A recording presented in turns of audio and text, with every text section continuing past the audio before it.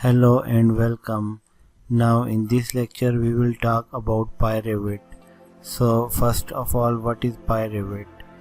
pyRevit is an add-in that helps us to create extension.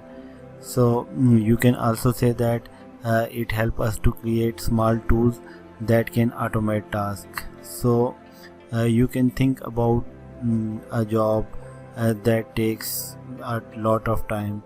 So with pyRevit you can create a button and with one click you can complete that task.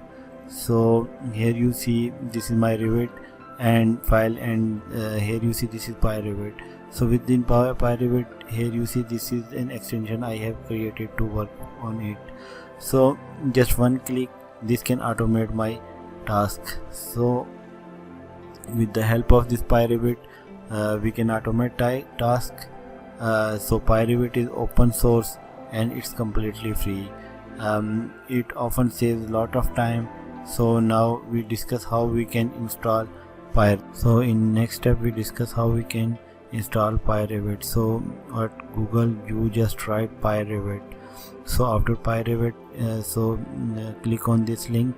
So when you click on this link, so this pyRevit web, you go at this pyRevit web. So on this website, here you see here get started using pyRevit is written. So here this is install button, you just click on install button, and then here you see this will written. So click on here, so download and the installer, click on this. So from here you can select this pyRevit. So click on pyRevit installer and then it automatically start downloading. After downloading you can select here add download, and this is pyRevit file. So just right click on this and run as administrator. So after that you select this yes and it start installation. So select next, I accept license agreement. So where you want to install just right here, then next.